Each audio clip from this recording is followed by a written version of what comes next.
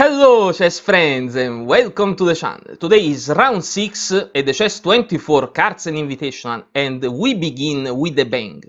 Because in Carlsen vs Nepomniachtchi game 1, Carlsen played a crazy sideline against the Sicilian. Quite an interesting game. Did he succeed? We will see later, but the real question is this line playable? We will give the answer. Let's begin. Magnus Carlsen with the white pieces opens with e4, Nepomniachtchi answers with c5, knight to f3 and now d6, d4 the open Sicilian, c capture and knight captures, knight to f6 attacking the central pawn and here comes the sideline, bishop to c4 developing the bishop, leaving the pawn to his fate and what happens? It happens that Nepomniachtchi captures the pawn, but what is the idea behind this pawn sacrifice? The idea is that now Carlsen continues with queen to h5, f7 is the target, and the best move for black is what Nepomniachtchi will play. e6, closing the diagonal for the bishop. I have only 6 games in database, not a single one played at grandmaster level, 4 losses for white, 1 draw, and only 1 victory for white. So the best continuation now for white is probably bishop to b5 we check, but this is not what Carlsen played. Now, why is this the best continuation? Because this move is ingenious. Now, after bishop to d7, shielding the king, there is knight captures on e6 that regains the pawn. Black has the isolated pawn. Both the this knight is attacking the queen, and both the bishop and the f6 pawn, and the f7 pawn are pinned, so no one can capture this knight. So what happens? It happens that now black best continuation is queen to f6, not only attacking the knight, but also with the help of this knight on e4 attacking f2. Now bishop captures on d7 we check, the knight recapture, and now knight back to f4, closing the f-file. Black must pay attention. It seems that everything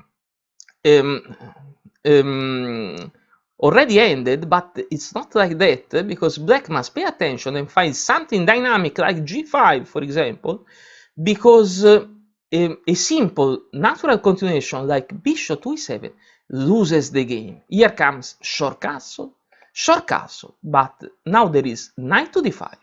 The queen is under attack, queen to e6, best square, but then there is knight to c7, that is a winning fork, so terrible position for black.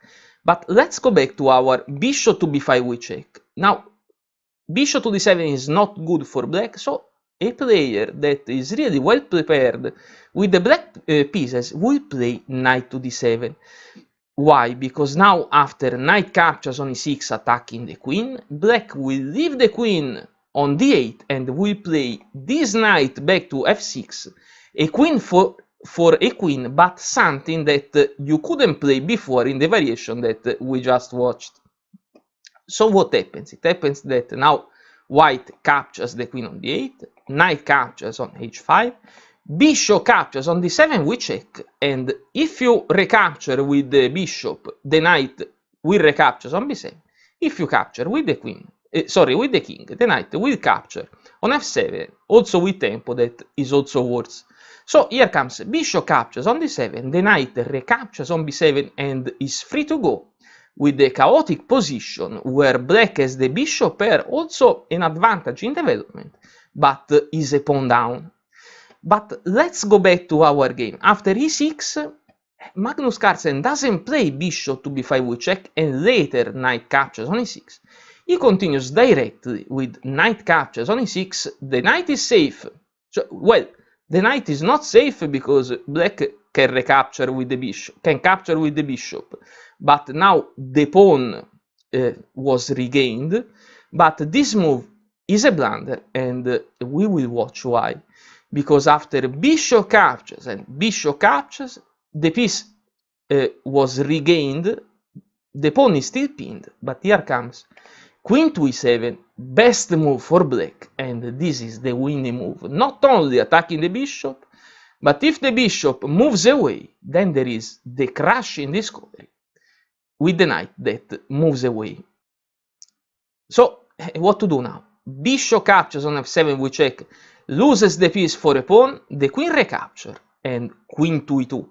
Queen to e7, short castle for white, knight back to f6. Of course, now black strategy is to exchange the queens. If the queens moves out of the board, everything is lost for white. So that's why Carlsen continues with bishop to e3. And now knight to c6. Knight to c3, at least white is fully developed. But here comes d5. And supported by the knight, also d4. That is a winning fork, is on the board. Now queen to f3. And Nepomniachtchi doesn't play d4, but continues with the long castle. But also d4 was playable. Let's go back one move. After d4, it seems that rook in f goes to e1 is protecting these pieces, because if the pawn captures the bishop, then the rook will recapture, winning the queen. And also, if this pawn captures, now it's a mess for black.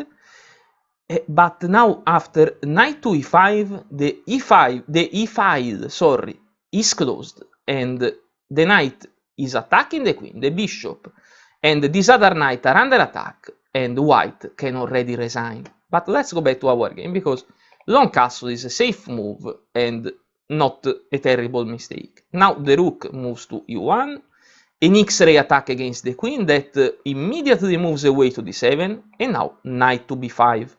a6, here comes a4. Nepomniachtchi is scared to capture with the pawn opening the e5, but it's also possible to capture. Anyway, in this position, Carlsen didn't notice that queen to g4 played by Nepomniachtchi will force white to exchange the queens, because there is no square where the queen will not be exchanged by the other queen. So, at least to save the knight that is under attack, queen capture on g4 we check. Sorry. Queen captures on g4 we check.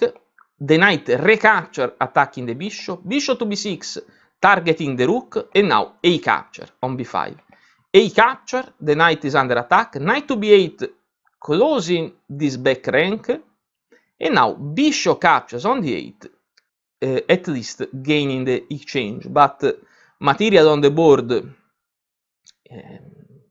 is, of course, in black's favor. There is too much difference, because the king recaptured on d8, and now h3 targeting the knight. Knight back to f6, rook to a7 attacking b7, the king moves to save the pawn, and now rook to e6. Bishop to c5 comes with tempo. Now a pawn sacrifice, because b6 we check is met by bishop captures on b6, but the bishop was controlling e7, so here comes rook to e7 we check, that is also a fork. King to d6, and now rook capture on b7. Knight to b7, beautiful move that disconnect the rooks, so this rook now is under attack, must move away. Carlsen captures with the rook on g7, but now king to c6, this rook is trapped, and Carlsen resigns. So, incredible game played by Carlsen, but the line that at first glance looks terrible, in reality the line was playable, especially in a rapid game, but Carlsen didn't follow the right order and lost the game. The other match is the interesting Firouzja versus Giri, and we will surely watch one of their games tomorrow morning. Don't forget to subscribe to the channel then. For now, thank you very much for watching, and see you tomorrow. Goodbye.